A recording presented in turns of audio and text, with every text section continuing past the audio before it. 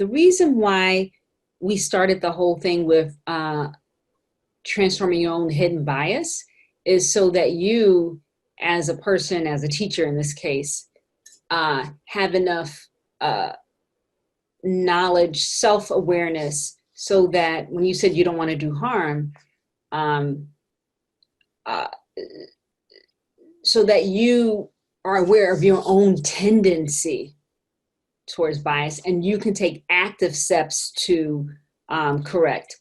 So we know that in our society, the US, that there's a tendency to favor whiteness, right? That's just been established. And it exists among people of color too. Okay, that has been established. There's a tendency to favor whiteness. And there's also a tendency to associate negativity with people of color, especially with Black people, people of African descent, but also with other people of color. There are all kinds of negative stereotypes. Mm-hmm. So then your work as a teacher then is knowing that that is the context in which your school was created, in which your church was created, if you know, you have a church, and in which, you know, it's the water that your students are swimming in.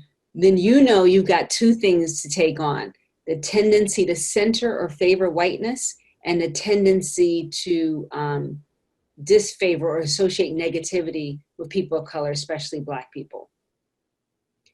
So so when we gave you those 5 steps, I think step 1 was awareness, right? So it's cultivating awareness and looking in your room, your classroom. What do I have up on my walls that's implying limitations to my students of color, to all students, but implying limitations for what students of color could be or aspire to, by their mere absence, or by, you know, overemphasizing certain things that people of color have been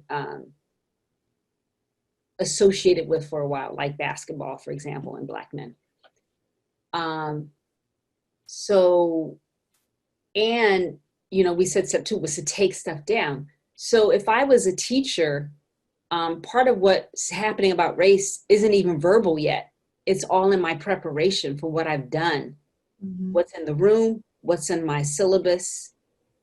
Part of what's going to make somebody not feel on the spot or somehow targeted is what is in the space around them that makes them feel part of the norm already. Feeling safe, but feeling like they are already a part. Their racial, cultural background is already included in the space without them having to say a word. There's already stuff up on the walls. They're already reading stuff. They're listening to stuff. Their teachers or their counselor is making reference to authorities who are of different racial backgrounds, including their own. Yes, that groundwork is key. Yeah.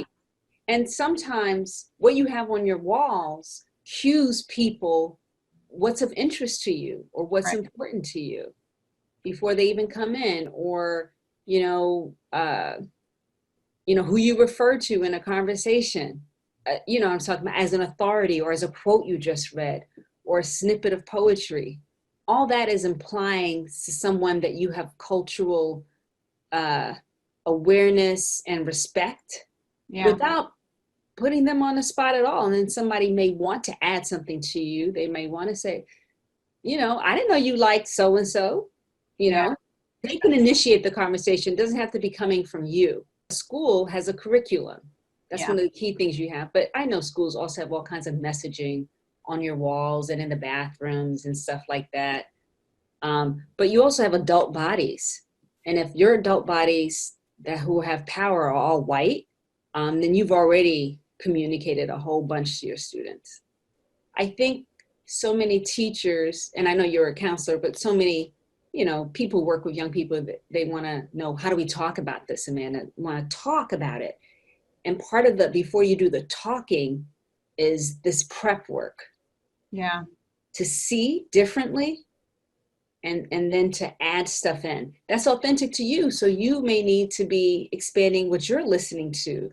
I can't make any presumptions about you. I don't know who your favorite poets are, or, you know, women theologians, or, you know, I don't. Yeah.